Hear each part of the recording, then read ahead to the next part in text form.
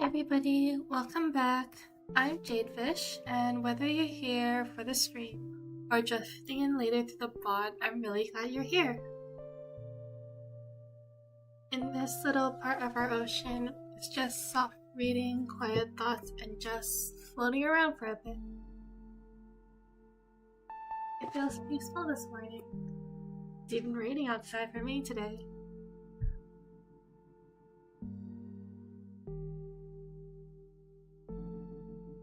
So, before we go back to the story, I have a slightly embarrassing thing to tell you all. So, last stream, I forgot to press start streaming on YouTube. And so, technically, the stream doesn't exist. You did get the VOD, I didn't forget to record that in OBS. I remember that this time, but the actual stream, no, you didn't get that. I am so sorry. I promise that I will eventually get better at tech. Not my strong suit, but I promise I will. We're learning slowly, very, very slowly.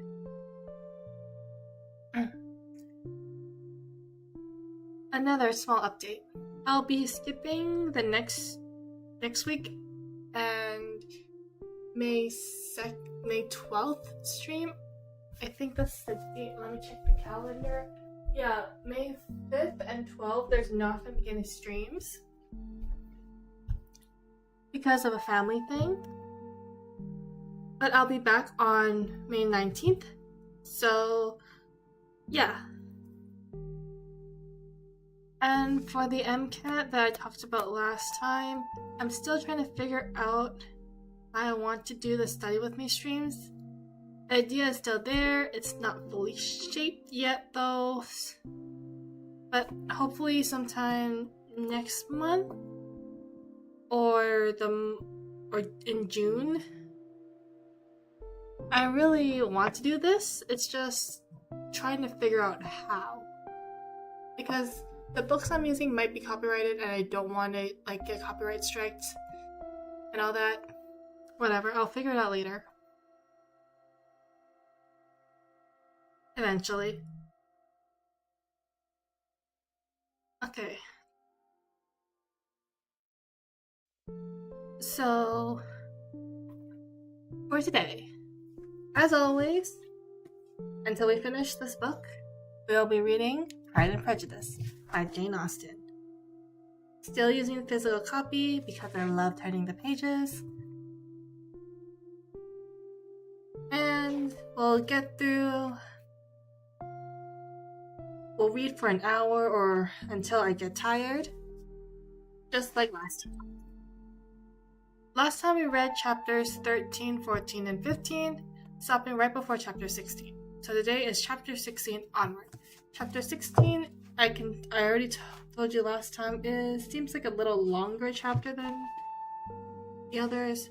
So I hope it's good. I hope it's a good chapter.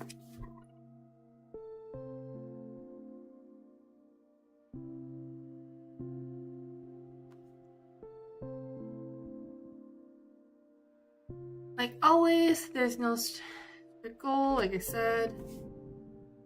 So there's no pressure at all. You can stay the whole time, drift in and out, throw this in the background. It's up to you.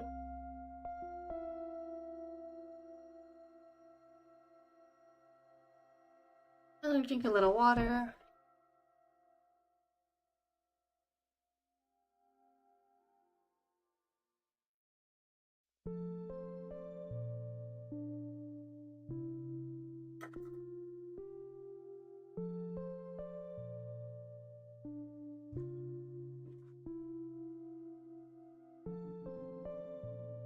Okay, so before we start, what do you think of the story so far? Any characters that are interesting? Anything you want to talk about for what you think will happen later on? I want to talk about Mary. a side character. At most, she's just there in the story, maybe giving one or two opinions when asked. She seems to enjoy the piano, but according to the narrator, it's because she's not as beautiful as her sister, so she wants to be the most accomplished, which is kind of like, it's valid. She probably put in so much work to be accomplished, and then she deserves that recognition. But I hate that it's implied or outright stated that she became accomplished because she's not pretty. Like, that shouldn't matter.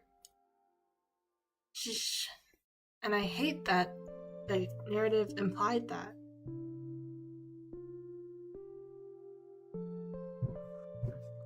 It could be she wanted to stand out from her sisters, being the middle child, but it's because she's not the prettiest sister.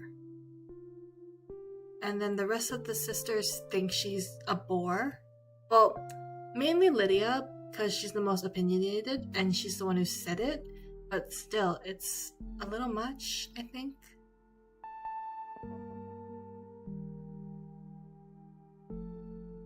Honestly,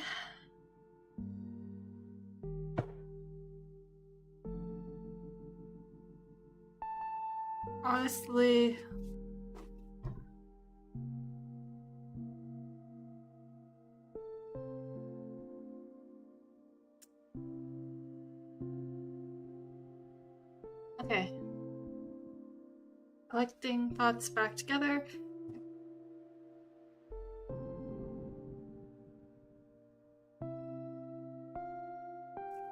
Okay, something else that's been on my mind is, do you like reading consistently like this, a little at a time? Or do you want me to switch things up? Because as much as I wanted to finish one book before starting the stream of another book, I'm worried that you might get bored. I'll delete this in post, but like, it's okay, right? You don't mind? Well, please leave a comment telling me, because this has been like weighing on me a little bit, so I just wanted to know. If there's nothing, then I'll just keep going, but I'd still like to know your opinion.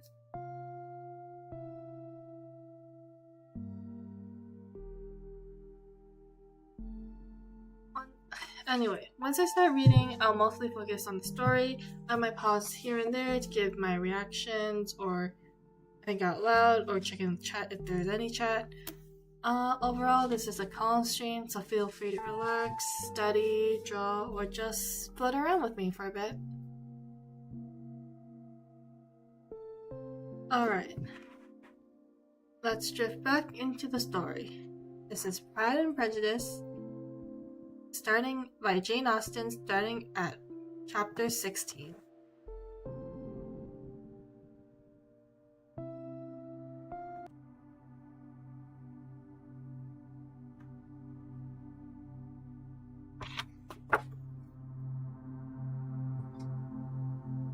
Chapter 16. As no objection was made to the young people's engagement with their aunt, and all of Mr. Cullen's scruples of leaving Mr. and Mrs. Bennet for a single evening during his visit were most steadily rested, the coach conveyed him and his 5 cousins at a suitable house to Marytown, and the girls had the pleasure of hearing, as they entered the drawing room, that Mr. Wickham's had accepted their uncle's invitation, and was then in the house.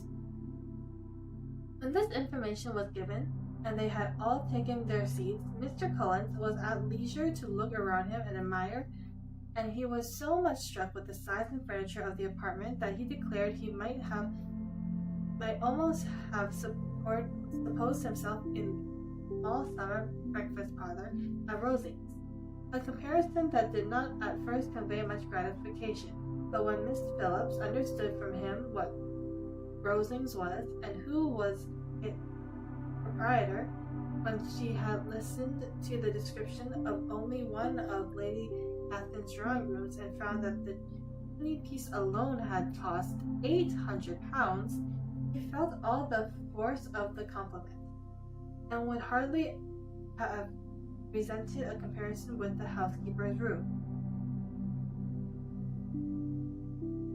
In describing to her all the grandeur of Lady Catherine and her mansion, with occasional digressions in praise of its own humble abode and the improvements it was receiving, he was happily employed until the gentleman joined them, and he found in Miss Phillips a very attentive listener, whose opinion of his own conscience increased with what she heard, and who resolving to retail it all among her neighbors as soon as she could.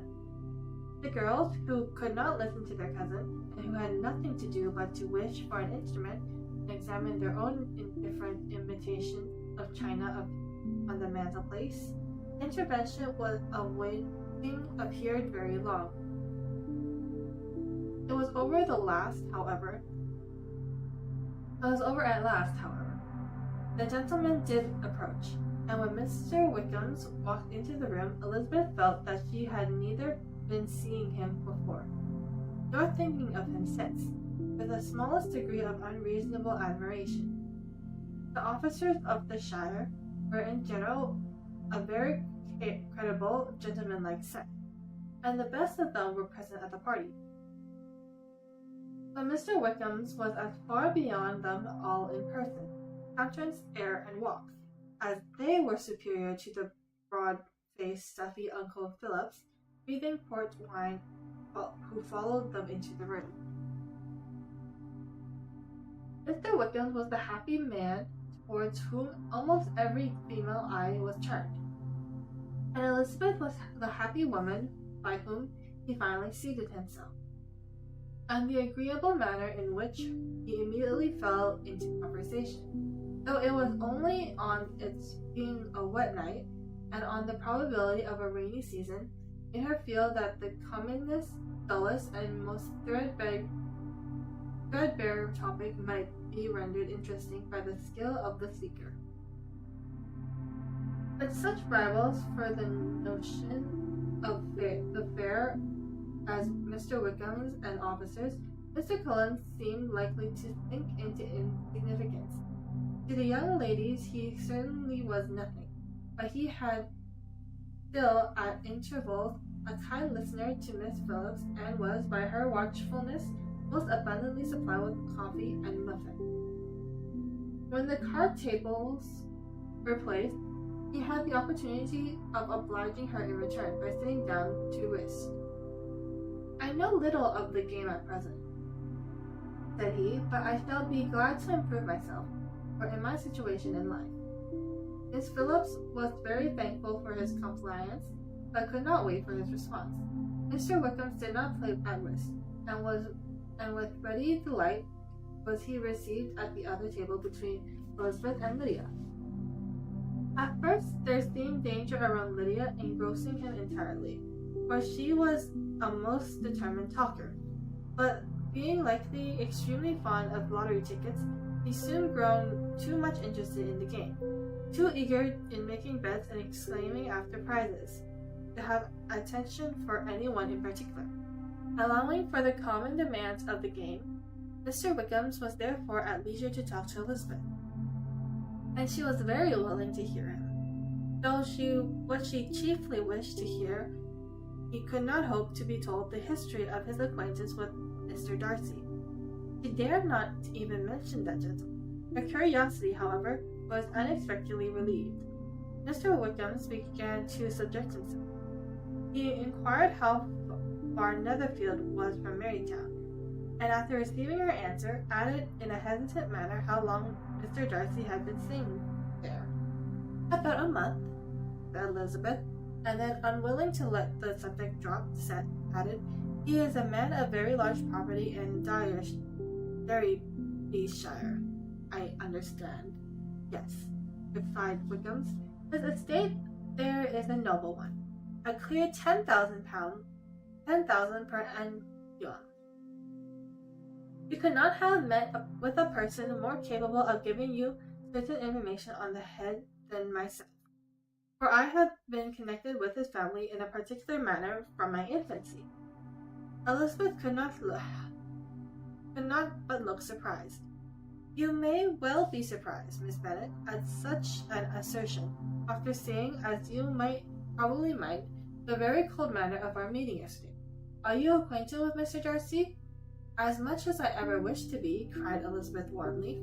I have spent 4 days in the same house with him, and I think him very disagreeable. I have no right to give my opinion, said Wickham, as to his being agreeable or otherwise. I am not qualified to form one. I have known him too long and too well to be a fair judge. It is impossible for me to be impartial, but I believe your opinion of him would in general astonish, and perhaps you would not express it quite so strongly anywhere else.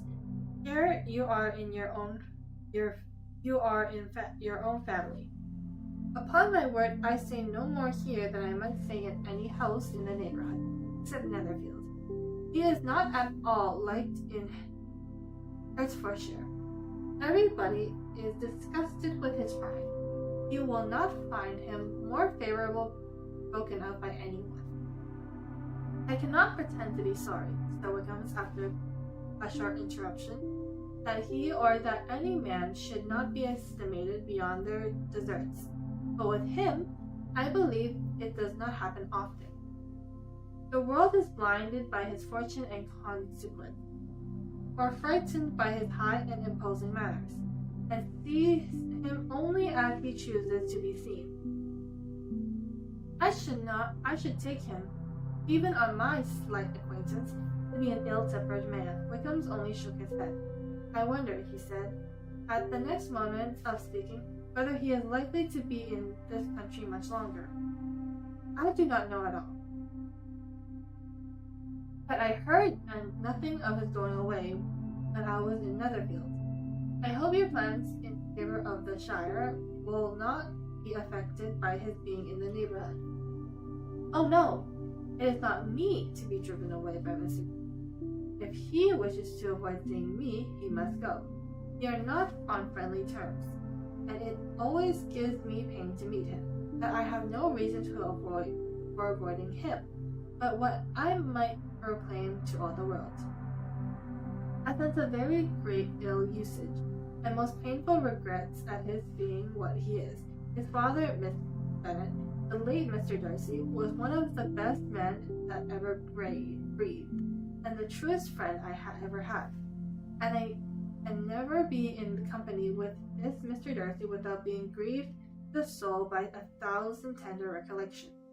His behavior to myself has been scandalous, that I verily believe I could forgive him anything and everything, rather than his disappointing the hopes and disgracing the memory of his father. Elizabeth found the interest of the subject increase, and listened with all her heart, but the delicacy of it prevented further inquiry. Mr. Wickham began to speak of more general topics, Marytown, the neighborhood, the society, appearing highly pleased with all that he had yet seen, and speaking of the latter especially with gentle but very intelligent gallantry. It was the prospect of constant society and good society, he added, which was my chief inducement to enter the Shire. I knew it to be a respectable, agreeable corpse, and my friend Denny tempted me further by his account of their present quarters, and the very great attention to an excellent acquaintance Marytown had procured for them. Society, I own, is necessary for me. I have been a disappointed man, and my spirits will not bear solitude. I must have employment in society. A military life is not what I was intended for, but circumstances have now made it eligible. The church ought to have been my profession. I was brought up for the church, and I should at this time have been in possession of a most valuable living, had it pleased the gentleman we were speaking of just now. Indeed, yes, the late Mr. Darcy bequeathed me the next presentation of the best living in his gift. He was my godfather and excessively attached to me. I cannot do justice to his highness. He meant to provide me ample, and though he had done it, but when the living fell, it was given elsewhere. Good heavens, cried Elizabeth, but how could that be? How could his will be disregarded? Why did you not see legal redress? It was just such an informality in the terms of the bequest as to give me no hope from the law. A man of honor cannot have doubted the intentions, but Mr. Darcy chose to doubt it, or to treat it merely a conditional recommendation, and to assert that I had forfeited all claim to it by extravagance, imprudence, and short anything or nothing. Certain it is that the living became vacant 2 years ago, exactly as I was of an age to hold it, and that it was given to another man. And no less certain is it that I cannot excuse myself of having really done anything to deserve to lose it. I have a warm, unguarded temper, and I may perhaps have something spoken of my opinion of him and to him too freely. I can recall nothing worse, but the fact is that we are very different sorts of man, and that he hates me. This is quite shocking. He deserves to be publicly disgraced. Some time or other he will be, but it is not by me. Till I forget his father, I cannot defy or expose him. Elizabeth honored him for such feelings, and thought him handsomer than ever as he expressed them. But what, said she after a pause, can have been his motive? What can have induced him to behave so cruelly? A thorough, determined dislike of me, a dislike which I cannot help but attribute to some measure of jealousy. Had the late Mr. Darcy liked me less, his son might have borne me better. But his father's uncommon attachment to me irritated him, I believe, very early in life. He had not a temper to bear to the sort of competition in which we stood, a sort of preference which was often given me. I had not thought Mr. Darcy so bad as this. Though I had never liked him, I had never thought so very ill of him. I supposed him to be despising his fellow creatures in general, but did not suspect him of descending to such malicious revenge, such injustice, such inhumanity as this. After a few minutes reflecting, however, she continued, I do remember his boasting one day at Netherfield of the implacability of his resentments, of his having an unforgivable temper. His disposition must be dreadful. I will not trust myself on the subject, replied Wiggins. I can hardly be just to him. Elizabeth was again deep in thought, and after a time exclaimed, to treat in such a manner the godson, the friend, the favorite of his father. She could have added, a young man too, and you, whose very countenance may vouch for your being amiable. But she contented herself with, and one too, who had probably been his own companion from childhood, connected together, as I think you said, in the closest manner. We were born in the same parish, within the same park. The greatest part of my youth was passed together, intimates of the same house, sharing the same amusements, objects of the same parental taste. My father began life in the profession with your Uncle Philip.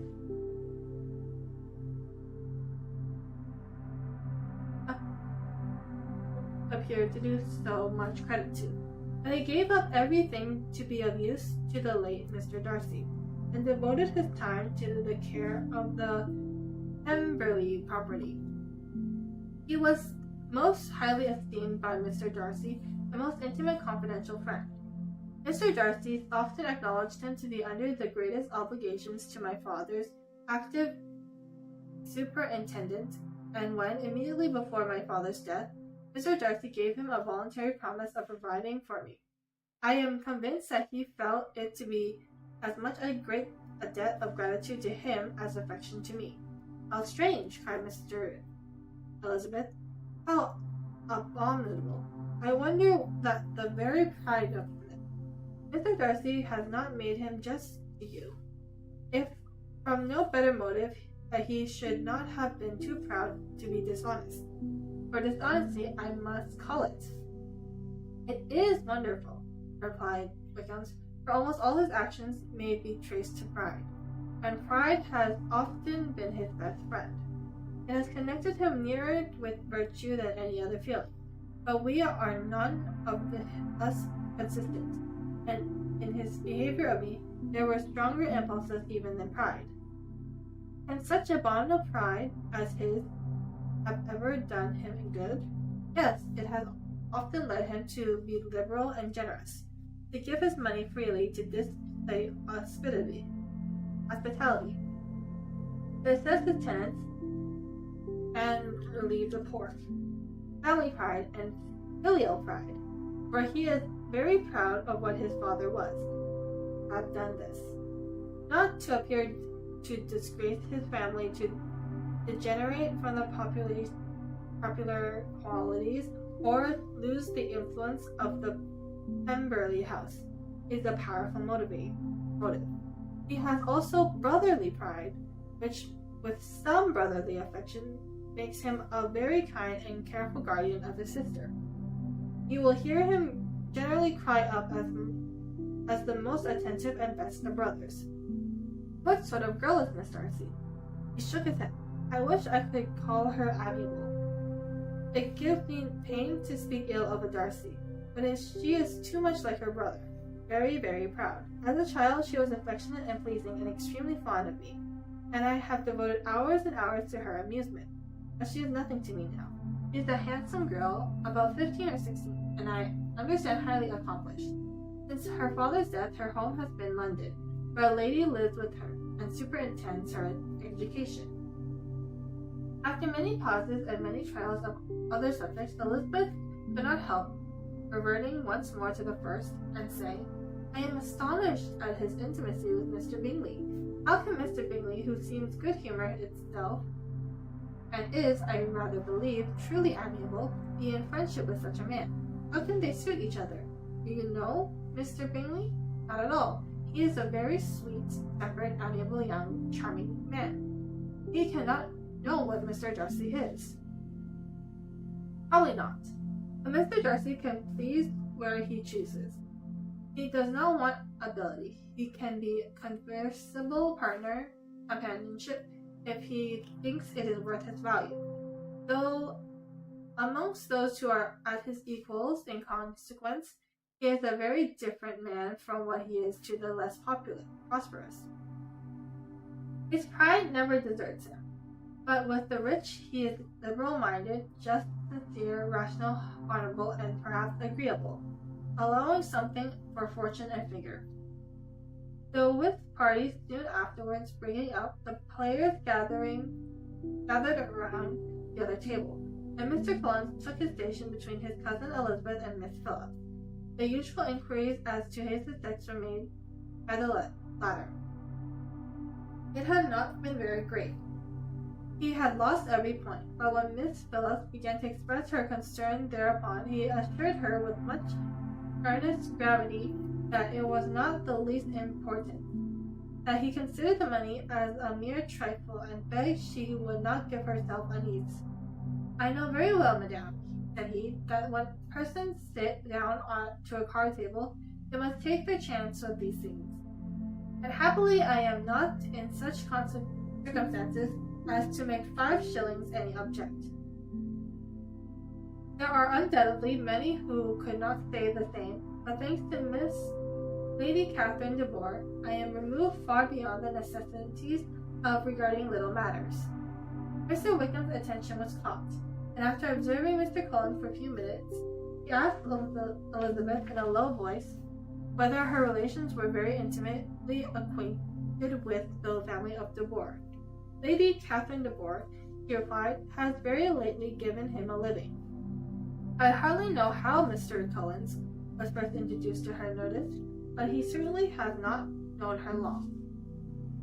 You know, of course, that Lady Catherine de Bourgh and Lady Anne Darcy were sisters, consequently that she is the aunt to the present Mr. Darcy? No, indeed, I did not. I knew nothing at all of Lady Catherine's connections. I never heard of her existing till the day before yesterday. Her daughter, Miss Devore, will have a very large fortune, and it is believed that she and her cousin will unite the two estates. This information made Elizabeth smile, but she thought of poor Miss Bingley. Vain, indeed, must be all her attention. Vain and useless her affection for his sister and her praises of himself, if he were already destined to another. Mr. Collins, said she, speaks highly both of Lady Catherine and her daughter, but some particulars that he has related of her ladyship, I suspect strategy misleads him, and that in spite of her being his patroness, she is an arrogant, conceited woman. I believe her to be both in great degree, said Wickams. I have not seen her for many years, but I remember that I never liked her, and that her manners were dictatorial and insolent. She has a reputation of being remarkably sensible and clever, but I rather believe she derives part of her ability from her rank and fortune, part of her authoritative manner, and the rest from the pride of her nephew, who chooses that every one connected with him should have an understanding of the first class. Elizabeth allowed that he had given a very rational account of it, and they continued talking together with mutual satisfaction till supper put an end to the cards, and give the rest of the ladies a share of Mr. Wickham's attention. There could be no conversation in the noise of Mrs. Phillip's supper room party, but his manner recommended him to everybody. Whatever he said was said well, and whatever he did, done gracefully. Elizabeth went away with her head full of him. She could think of nothing but Mr. Wickham, and of what he had told her, all the way home. But there was not time for her to even mention his name as they went, for neither Lydia nor Mr. Collins were once silent. Lydia talked incessantly of lottery tickets, of the fish she had lost and the fish she had won, and Mr. Collins, in describing the stability of Mr. and Mrs. Phillips, protesting that he did not in the least disregard his losses at whist, and enumerating all the dishes at supper, and repeatedly fearing that he conrouted his cousins, had more to say than he could well manage before the carriage stopped at Longbourn House. And I'm gonna drink some water.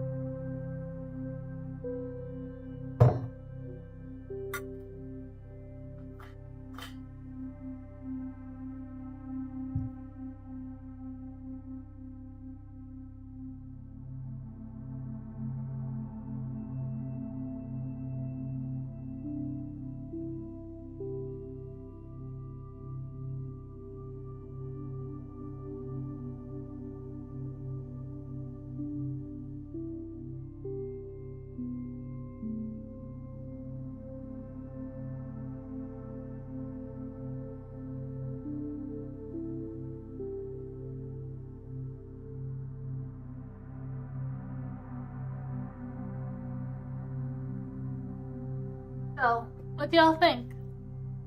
I think Mr. Wickham's is laying it on thick. I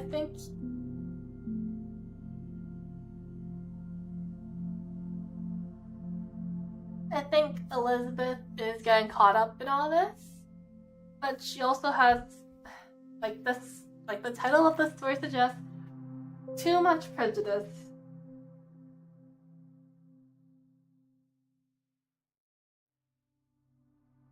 Like, this does make me think about all the time, because, like, Mr. Wickham says that Mr. Darcy does good things for the sake of family pride, and that he helps tenants and all that.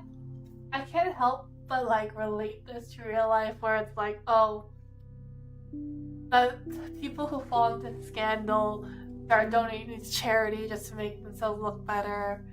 It's like, oh, Yeah, I know I did this bad thing, but look at me, I'm donating to charity. Honestly, it's so funny.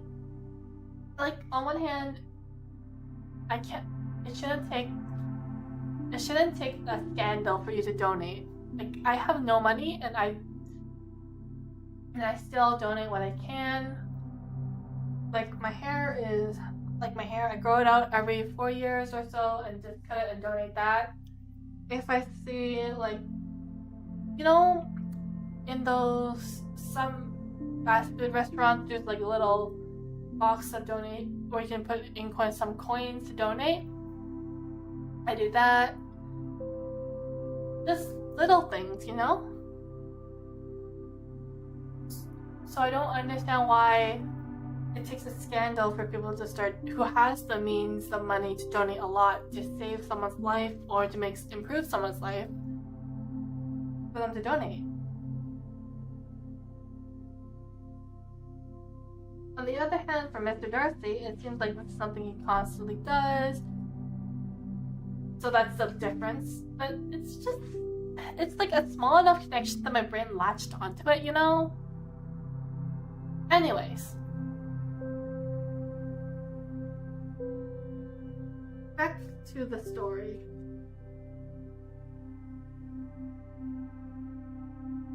Chapter 17. Elizabeth related to Jane the next day what had passed between Mr. Wickham and herself. Jane listened with astonishment and concern. She knew not how to believe that Mr. Darcy could be so unworthy of Mr. Bingley's regard, and yet it was not to her nature to question the veracity of a young man of such amicable appearance as Wickham's. The possibility of his having really endured such unkindness was enough to interest all her tender feelings, and nothing therefore remained to be done, and to think well of them both, to defend the conduct of each, and throw into account of accident or mistakes that could have been otherwise explained. They have both, she been deceived, I dare say, in some way or other, whether we form no idea. Interested people have been misrepresented each to the other. It is, in short, impossible for us to conjure the cause or circumstances which may have alienated them, without actually blame on either. Very true indeed. And now, my dear Jane, what have you got to say on behalf of the interested people who probably been concerned in the business? Did you do clear them too, or we shall be obliged to think ill of somebody? Laugh as much as you choose, but you will not laugh at me out of my opinion, my dearest Lizzie. Do but consider in what a disgraceful light it places Mr. Darcy. He treated his father's favourite in such a manner, one whom his father had promised to provide for. It is impossible. No man of common humanity, no man who had any value for his character, could be capable of it. And his most intimate friends be so excessively deceived by him? Oh, no. I can much more easily believe Mr. Bingley being imposed on, than that Mr. Wickham should invent such a history of himself as he gave me last night. Names, facts, everything mentioned without ceremony. If it not so, let Mr. Darcy contradict it. Besides, there was truth in his look. It is difficult indeed. It is distressing. One does not know what to think. I beg your pardon, one knows exactly what to think. But Jane could think with certainty on only one point, that Mr. Bingley, if he had been imposed on, would have much to suffer when the affair becomes public. The two young ladies were summoned from the shrubbery where this conversation passed, the arrival of some of the very persons whom they had been speaking. Mr. Bingley and his sisters came to give their personal invitation for the long-expected ball at Netherfield, which was fixed for the following Tuesday. The two ladies were delighted to see their dear friend again. called it an age since they met, and repeatedly asked what she had been doing with herself since their separation. To the rest of the family, they paid little attention, avoiding Mrs. Bennet as much as possible, saying not much to Elizabeth and nothing at all to the others. They were soon gone again, rising from their seats with activity, which took their brother by surprise, and hurrying off, if eager to escape Mrs. Bennet's civilities. The prospect of Netherfield Ball was extremely agreeable to every female of the family. Mrs. Bennet chose to consider it as given in compliment to her eldest daughter, and was practically flattered by receiving the invitation from Mr. Bingley himself, instead of a ceremonious card. Jane pictured herself to a happy evening in the society of her two friends, and the attention of their brother. And Elizabeth thought with pleasure of dancing a great deal with Mr. Wickham, and of seeing a confirmation of everything in Mr. Darcy's look and behavior. The happiness anticipated by Catherine and Lydia depended less on any single event or any particular person, for though each Elizabeth meant to dance half the evening with Mr. Wickham, he was by no means the only partner who could satisfy them, and a ball was at any rate a ball, and even Mary could assure her family that she had no disinclination for it. "Well, I can have my mornings to myself," said she. "It is enough. I think it not sacrifice to join occasionally in evening engagements. Society has claims on all of us, and I profess myself one of those who consider intervals of recreation and amusement as desirable for everybody." Elizabeth's spirits were so high on the occasion that, though she did not often speak unnecessarily to Mr. Collins, she could not help asking him whether he intended to accept Mr. Bingley's invitation, and if he did, whether he would think it proper to join the evening amusements. And he was rather surprised to find that he entertained no scruple whatever on that head, and was very far from dreading a rebuke either from the Archbishop or Lady Catherine de Bourgh by venturing to dance. "I am by no means of opinion, I assure you," said he, "that a ball of this kind, given by young men of character to respectable people, can have any evil tendency. And I am so far from objecting to dancing myself, that I shall hope to be honored with the hands of all my fair cousins in the course of the evening, and I take this opportunity of soliciting yours, Miss Elizabeth, for the two first dances, especially a preference which I trust my cousin Jane will attribute the right cause, and not to any disrespect for her." Elizabeth felt herself completely taken in. She had fully proposed being engaged by Mr. Wickham for those very dances, and to have Mr. Collins instead. The liveliness had been never worse timed. There was no help for it, however. Mr. Wickham's happiness and her own was perforce delayed a little longer, and Mr. Collins' proposal accepted with as good a grace as she could. She was not the better pleased with his gallantry from the idea of the suggestion of something more. It now first struck her that she was selected from among her sisters as worthy of being the mistress of Hunsford's parsonage, and of assisting to form a cordial table at Rosings, in the absence of more eligible visitors. The idea soon reached the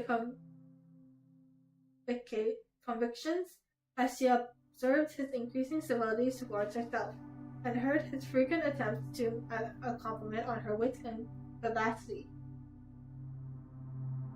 And though more astonished than gratified herself by this effort of her charm, it was not long before her mother gave her to understand the probability of their marriage was exceedingly agreeable to her. Elizabeth, however, did not choose to take the hint, being well aware that a serious dispute must be on the consequence of any reply. Mr. Collins might never make the offer. Until he did, it was useless to quarrel about him. If there had not been at Netherfield Ball to prepare for and talk of, the younger Miss Bennet would have been in a pitiable state at this time. For from the day of the invitation to the day of the ball, there was such a succession of rain that has prevented their walking to Marytown once. No aunt, no officers, no news could be sought after. The very shoe roses of Netherfield were gone by proxy. Even Elizabeth might have found some trial of her patience in whether totally suspended the improvement of her acquaintance with Mr. Wickham's. But nothing less than a dance on Tuesday could have made such a Friday, Saturday, Sunday, and Monday endurable to Kitty and Lydia. And that was chapter 17. I'm going to drink some water.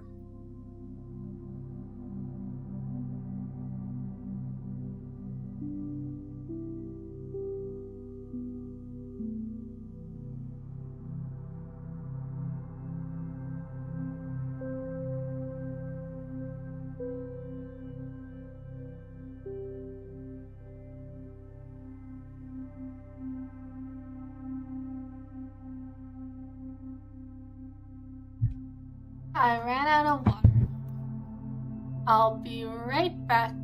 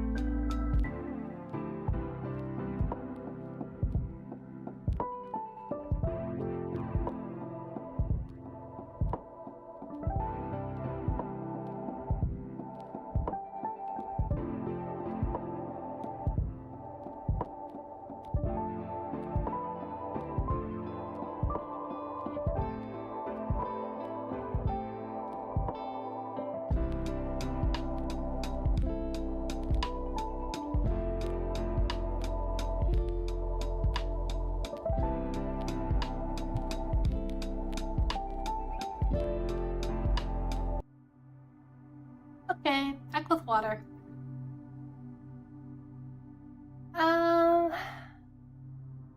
Yeah, for this past chapter, all I can say is there's a ball happening, and chapter 18 is gonna be the ball.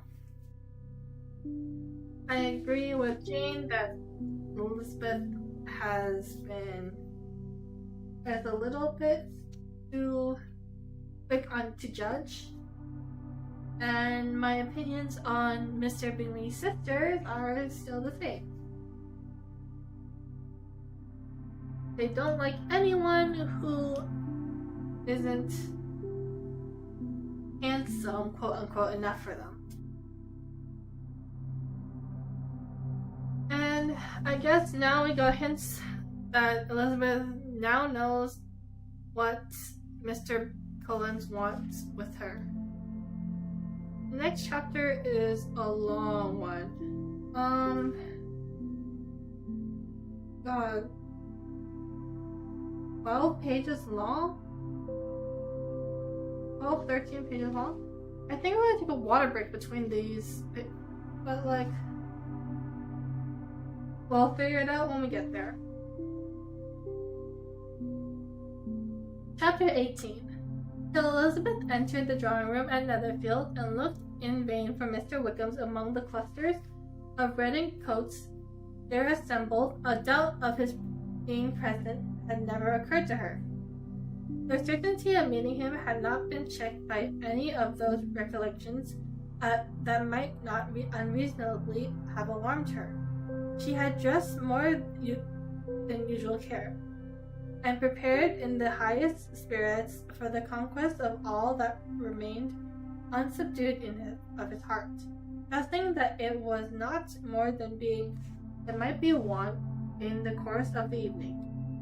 But in an instant arose the dreadful suspicions of his being purposely omitted from Mr. Darcy's pleasure in the Bingleys' invitation to the officers.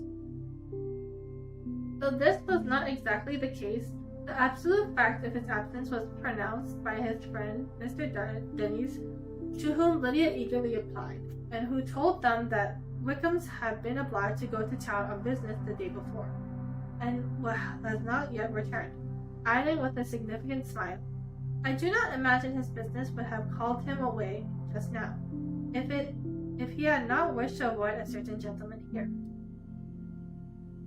This part of his intelligence, although unheard by Lydia, was caught by Elizabeth, as it assured her that Darcy was not less answerable for Wickham's absence than if her first surmise had been just. Every feeling of displeasure against the former was so sharpened by immediate disappointment that she could hardly reply with probable civility to the polite inquiries which directed afterwards approach to make. Attention, forbearance, patience with Darcy was injury to Wickham's.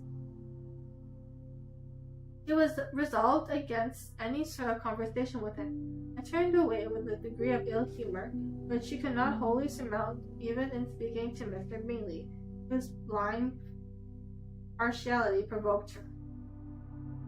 But Elizabeth was not formed for ill humor, and though every prospect of her own was destroyed by the evening, it could not dwell long on her spirits, and having told all her grief to Charlotte Lucas, who she had not seen for a week, she was soon able to make a voluntary transition to the oddities of her cousin, and to point him out to her particular notice.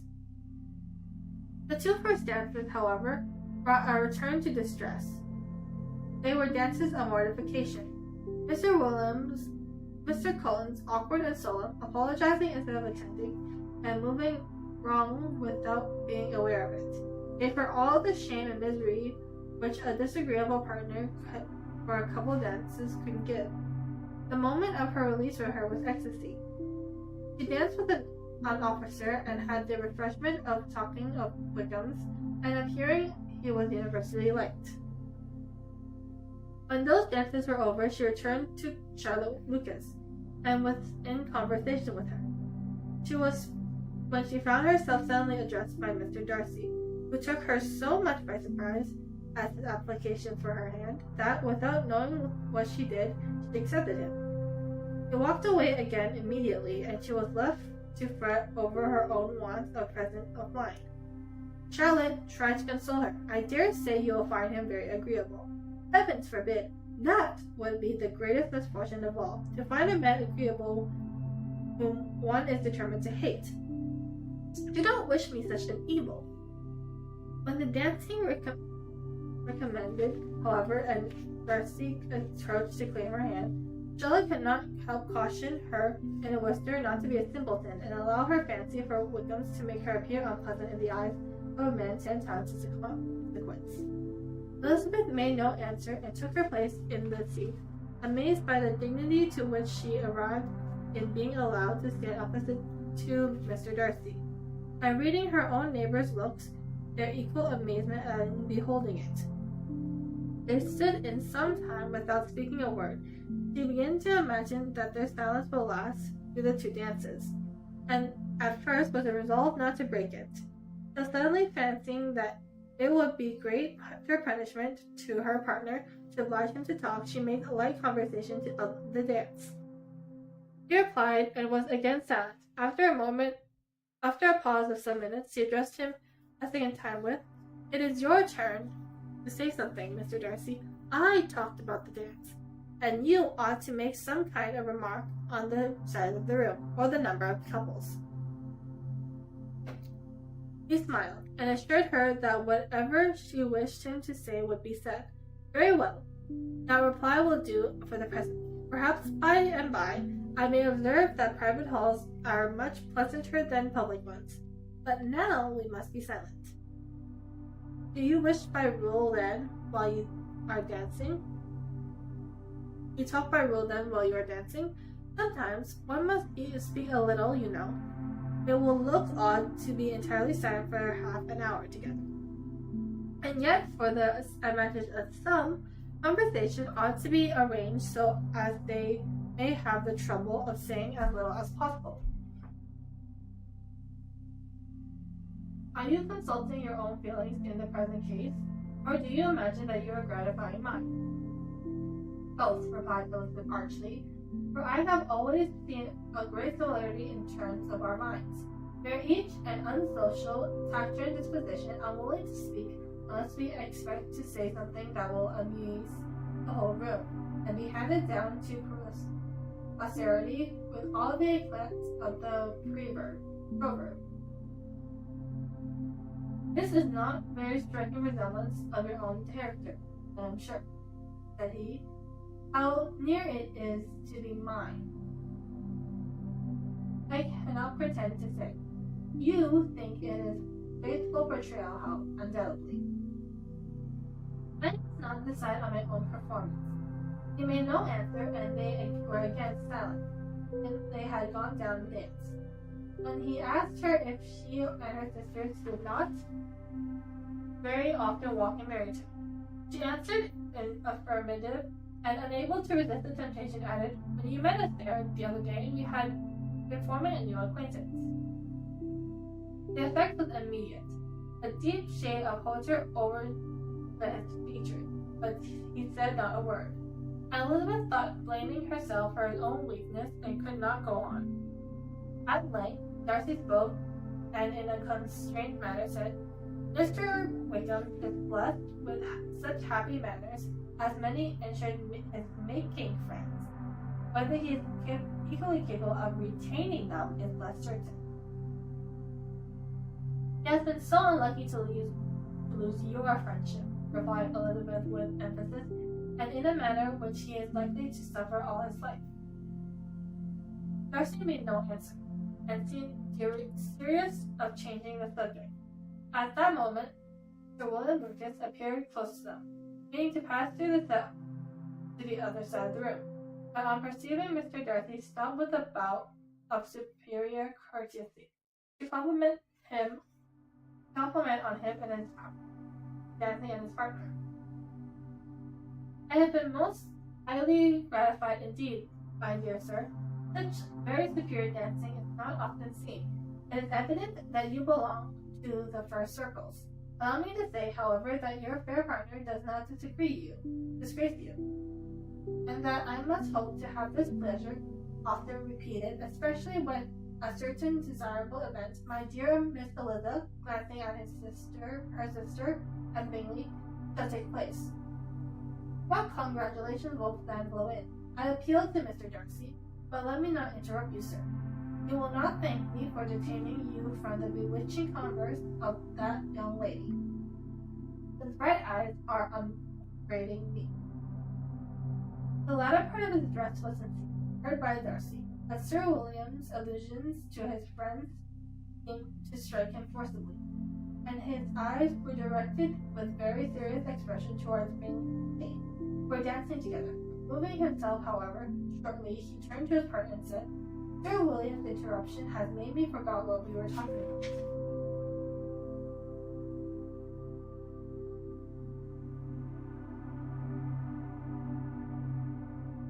I do not think we were speaking at all. Sir Williams could not have interrupted any two people in the room who had less to say for themselves. We have tried 2 or 3 subjects already without success, and what we are to talk of next I cannot imagine. What about you? What think of you of books? He said, smiling. Books? Oh no. I am sure we never read the same, or not with the same feeling. I am sorry you think so, but if there be the case, there can at least be no want of subject. We can compare our different opinions. No, I cannot talk of books in a ballroom. My head is always full of something else. The present always occupies you in such scenes, does it? He said with a look of doubt. Yes, always. Without knowing what she said, for her thoughts had wandered far from the subject, as soon afterwards appeared by her sudden exclamation. I remember hearing you once say, Mr. Darcy, that you hardly ever forgive, that your resentment once created was unappeasable. You are very cautious, I suppose, as to it being created? I am, he said with a firm voice. And never allow yourself to be blinded by prejudice. I hope not. It is particularly incumbent on which who had never been their opinion to be judged, to be secure of judging properly at first. May I ask what these questions tend to? Merely an illustration of your character, that endeavoring to shake off her gravity. I'm trying to make it out. And what is it your success? She shook her head.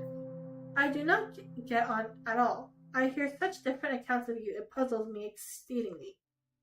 I can readily behave, answered he gravely, that reports may vary greatly with respect to me, and I could wish, Miss Bennet, that you were not to sketch my character at the present moment, as there is reason to fear that the performance would reflect no credit on either.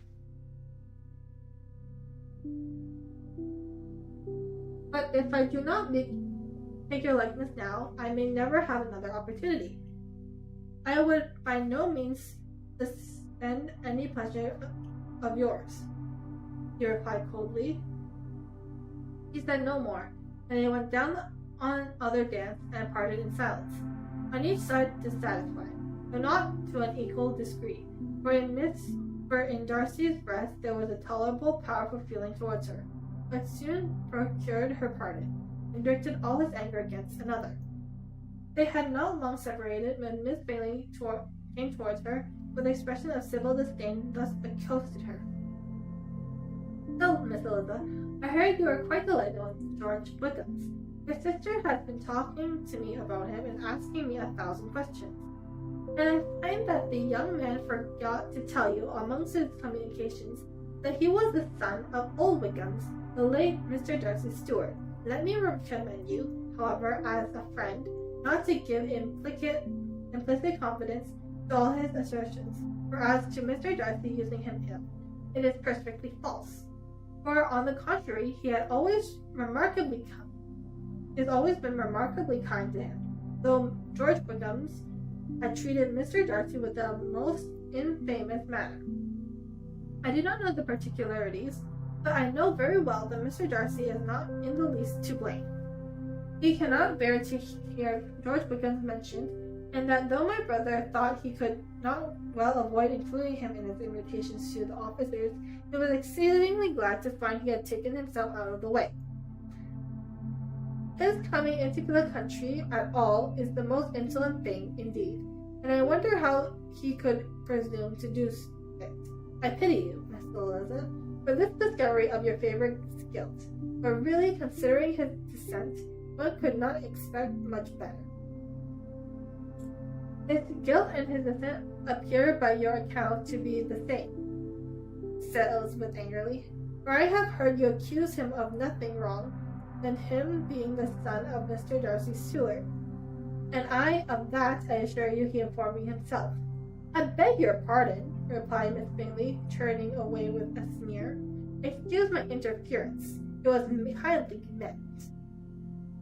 "Excellent girl," Elizabeth said to herself. "You are much mistaken if you expect to influence me by such a paltry attack as this. I see nothing in it but your own wilful ignorance and the malice of Mr. Darcy." She had then sought her eldest sister, who had undertaken to make inquiries on the same subject of Bingley. Jane met her with a smile of such sweet complacency, a glow of such happy expression, as sufficiently marked how well she was satisfied with the occurrence of the evening. Elizabeth instantly read her feelings, and at that moment solitude for Wickham's resentment against his enemies. Everything else gave away before the hope of Jane's being in the fairest of happiness. "I want to know," said she, with a countenance no less smiling than her sister, "what you have learned about Mr. Wickham's. But perhaps you are too pleasantly engaged to think of any third person, in which you have been made sure of my pardon."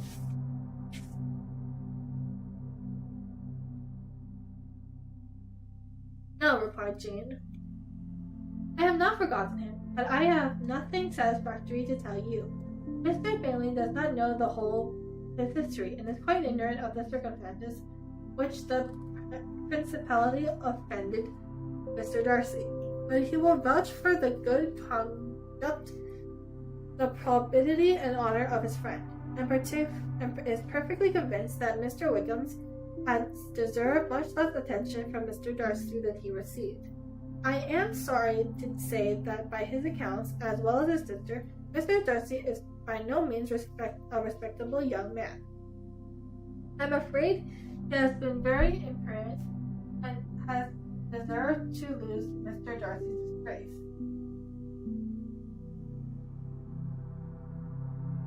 "Mr. Bingley does not know Mr. Wickham himself?" "No, he has never saw him till the morning of Marytown. This account, then, is what he has received from Mr. Darcy. I am perfectly satisfied." "But what does he say of the living?" "He does not exactly recollect the circumstances, though he has heard them from Mr. Darcy more than once, and he believes that it is left to him conditionally only." I have not doubt of Mr. Bingley's sincerity," said Elizabeth warmly, "but you must excuse my not being convinced by assurance alone. Mr. Bingley's defense of his friend is a very able one, I dare say, but since he's unacquainted with several parts of the story, and has learned the rest from that for himself, I shall venture still to think of both gentlemen as I did before." She then changed the discourse to one more gratifying of each, and once there could be no difference in sentiments, Elizabeth listened with delight to the happy, though modest hopes which Jane entertained of Bingley's regard, and said all in her power to heighten her confidence in it. On their being joined by Mr. Bingley himself, Elizabeth withdrew to Miss Lucas, to whose inquiry after the pleasantness of her last partner she had scarcely replied, before Mr. Collins came up to them and told her with great exuberance that he had just been so fortunate as to make a most important discovery. "I have found," he said, by a singular accident, "that there is now in the room a near relation of my patroness. I happened to overhear the gentleman himself mentioning to the young lady who does the honor of this house the name of his cousin, Miss de Bourgh, and of her mother, Lady Catherine. How wonderfully these sorts of things occur. Who would have thought of my meeting with perhaps a nephew of Lady Catherine de Bourgh in this assembly?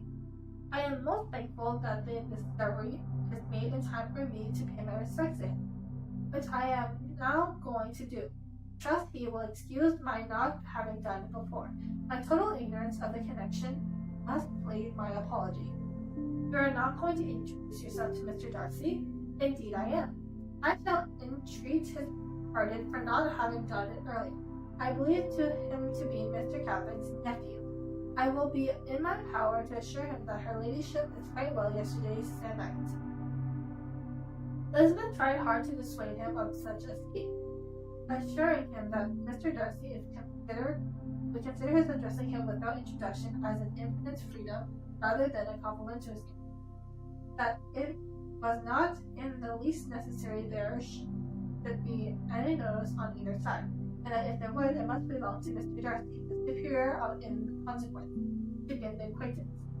Mr. Darcy listened to her with the determined air of following his own inclination, only in his place he replied thus. I'm gonna drink some water.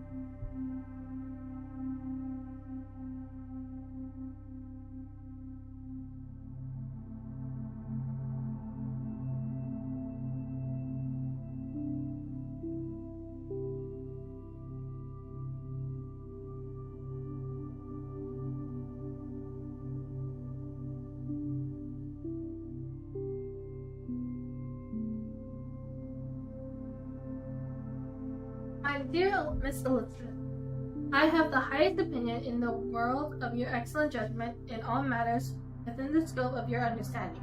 But permit me to say that there must be a wider difference between the established forms of ceremony among the laity and those who regulate the clergy. Forgive me leave to observe that I consider the clerical office as equal in point of dignity with the highest rank of the kingdom, provided that a proper humility of behavior is at the same mention. You must therefore allow me to follow the distractions of my conscience on this occasion, which led me to perform what I looked on as a point of duty. Pardon me for neglecting to profit of your advice, which on every other subject would have been my constant guide. Though in this case before us, I must consider myself fitting up by education and habitual study to decide on what is right in a young lady like yourself. And with a low bow, he left her to attack Mr. Darcy, whose reception of his advances she eagerly watched, and his astonishment at being so addressed was very evident. Her cousin prefaced his speech with a solemn bow, and though she could not hear a word of it, she felt as if she was hearing it all, and saw in the motion of the lips the words apology, Hunsford, and Lady Catherine de Bourgh. It vexed her to see him expose himself to such a man. Mr. Darcy was eyeing him with unrestrained wonder, and when at last Mr. Collins allowed him time to speak, replied with an air of distant civility. Mr. Collins, however, was not discouraged from speaking again, and Mr. Darcy's contempt seemed abundantly increasing with the length of his second speech. And at the end of it, he only made him a slight bow and moved away. Mr. Collins then returned to Elizabeth. I have no reason, I assure you, he said, to be dissatisfied with my reception. Mr. Darcy seemed much pleased with the attention. He answered me with uttermost civility and paid me the greatest compliment by saying he was so well convinced of Lady Catherine's discernment as to be certain she could never bestow a favor unworthy. It was very a handsome thought.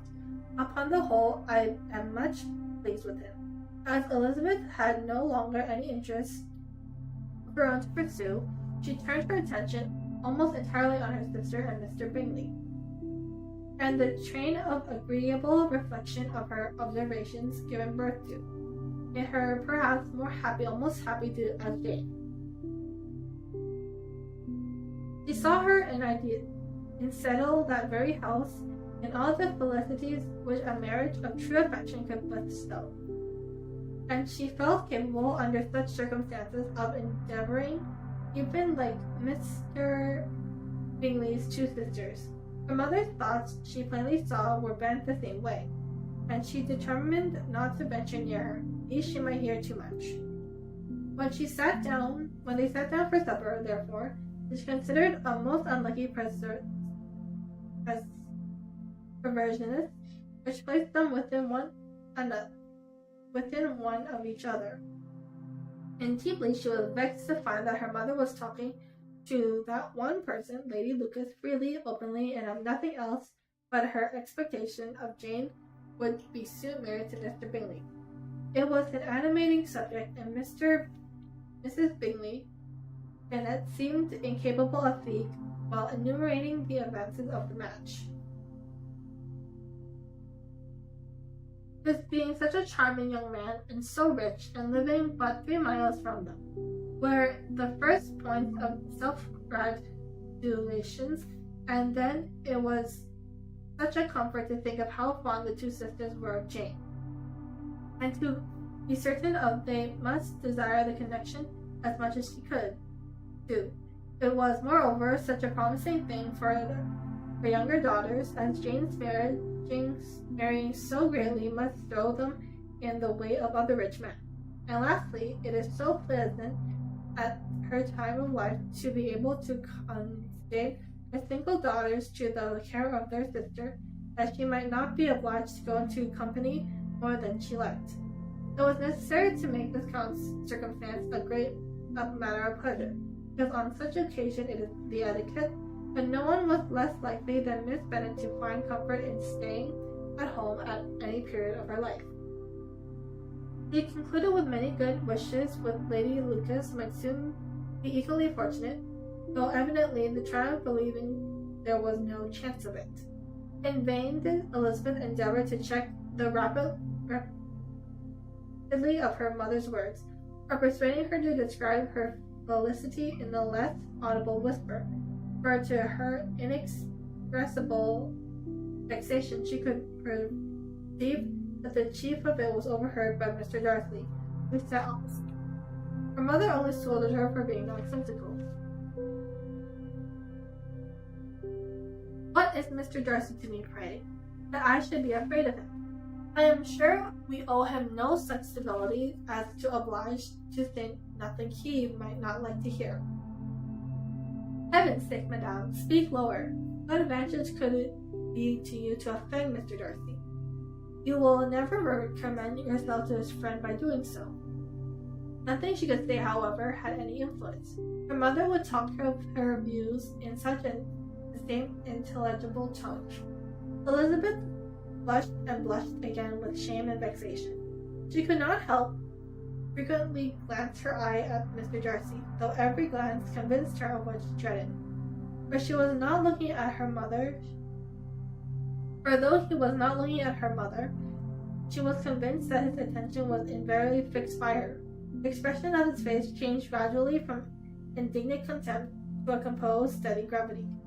At length, however, Miss Bennet had no more to say, and Lady Lucas, who had long yawned at the repetition of delights which she saw no likelihood of sharing, had left to the comforts of cold ham and chicken. Elizabeth now began to revive. But not long was the interval of tranquillity when supper was over, singing and talking of, and she had the mortification of seeing Larry, after a very little entry, preparing to oblige the company. By many significant looks and silent entries did she endeavour to prevent such a proof of complacency, but in vain. Mary could not understand them. Such an opportunity was delightful to her, and she began her song. Elizabeth's eyes were fixed on her most pitiful sensations, and she watched her progress through several stanzas with an impatience that was rarely ill rewarded as their close. For Mary, on receiving amongst the thanks of the table the hint hope that she might be prevailed on to favour them again. After the pause of a half-minute began another, as Mary's power were by no means fitted for such a display. Her voice was weak and her manner affected. Elizabeth was in agonies. She looked at Jane to see how she bore it, but Jane was very composed, talking to Bingley. She looked at his 2 sisters and saw them making signs of derision at each other, and at Darcy, who continued, however, impatiently grave. She looked at her father to entreat his interference, lest Mary should be singing all night. He took the hint, and when Mary finished her second song, said aloud, "That will do extremely well, child. You have delighted us long enough. Let the other young ladies have time to exhibit. Mary, though pretended not to hear, was somewhat displeased. Elizabeth, sorry for her father's speech, was afraid her anxiety had done no good. Others of the party were now applied to. If I, said Mr. Collins, were so fortunate as to be able to sing, I would have great pleasure. I am sure in obliging the company with an air, for I consider music as a very innocent diversion and perfectly compatible with the professions of the clergyman. I do not mean, however, to assert that we can justify in devoting too much of our time to music, for there are certain other things to attend. The rector of the parish has much to do. In the first place, he must make such an agreement for centuries as may be beneficial to himself and not offensive to his patron. He must pray to his own sermons, and the time that remain will not be too much for his various duties. And the care and improvement of his dwellings, which he cannot be excused from making as comfortable as possible. And I do not think it of light importance that he should be attentive and conciliatory manner towards everybody, especially towards those to whom he own preferment. I cannot acquit him that duty, nor could I think well of the man who should omit an occasion of testifying his respect towards anybody connected with the family. And with a bow to Mr. Darcy, he concluded his speech which had been spoken so loud to be heard with half the room. Many stared, many smiled, but no one looked more amused than Mr. Bennet himself, while his wife seriously commended Collins for having spoken so sensibly, and observed in half a whisper to Lady Lucas that he was a remarkably clever, good, kind young man. To Elizabeth it appeared that her family had made an agreement to dispose themselves as much as they could during the evening. It could have been impossible for them to play their parts with more spirit or finesse, or success. And happy did she think it for Miss Bingley and her sister that some of the exhibitions had escaped his notice, and that his feelings were not of a sort to be much distressed by the folly which he must have witnessed. That his two sisters and Mr. Darcy, however, should have such an opportunity to ridicule her relations was bad enough. She could not determine whether the silent contempt of the gentlemen or insolent silence of the ladies were not intolerable. The rest of the evening brought her little amusement. She was tested by Mr. Collins, who continued most perseveringly by her side, and though he could not prevail her to dance with him again, put it out of her power to dance with others. In vain did she entreat him to stand up with somebody else, and offered to introduce him to any young lady in the room. He assured her that as to dancing, he was perfectly indifferent to it, that his chief objection was to by delicate attention to recommend himself to her, and that he should therefore make a point of remaining close to her the whole evening. There was no arguing on such a project. She owed her greatest relief to her friend Miss Lucas, who often joined them and good-naturedly engaged Mr. Collins in conversation with herself. She was at least free from the offence of Mr. Darcy's further notice, though often standing within the same short distance of her when disengaged. He never came near enough to speak. He felt it to be probable consequence of her allusions to Mr. Wickham and rejoicing. The Lombard party were the last of all company to depart. A maneuver of Miss Bennet, who had to wait for their carriage a quarter of an hour after everyone else was gone, which gave them time to see how heartily they wished to await by some of the families. Miss Hertz and her family scarcely opened their mouths except to complain of fatigue, and were evidently impatient to have the house to themselves. They repulsed every attempt of Miss Bennet at conversation, and by doing so threw a languor over the whole party, which was very little relieved by the long speeches of Miss Cullens, who was complimenting Mr. Bingley and his sisters on the elegance of their entertainment, the hospitality, and the politeness, which had marked their behavior to the guests. Darcy said nothing at all. Mr. Bennet, in equal silence, was enjoying the scene. Mr. Bingley and Jane were standing together, a little detached from the rest, talked only to each other. Elizabeth perceived as a steady silence as either Miss Hurst or Miss Bingley, and even Lydia was too much fatigued to utter more than the occasional exclamation of "Lord, how tired I am," accompanied by a violent yawn.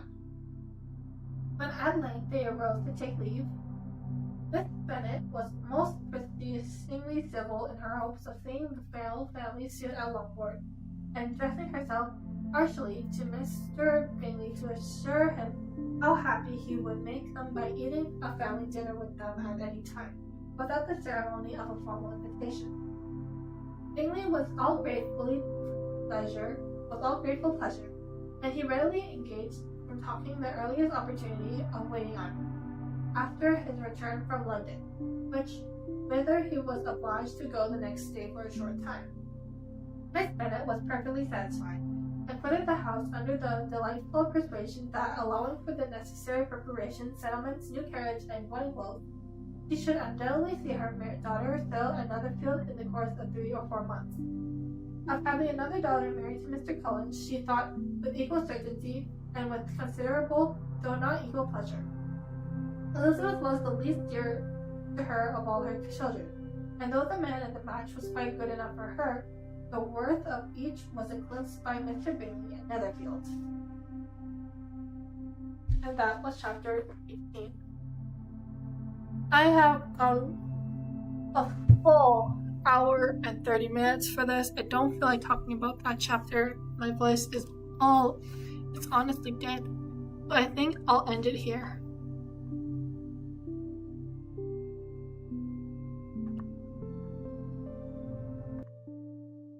I'm sorry I couldn't talk about the last chapter. It was just so long and my voice is really dead. So I'll just say thank you for being here. I hope you have a wonderful day, a lovely night, and if you're sleeping, peaceful dreams. Goodbye!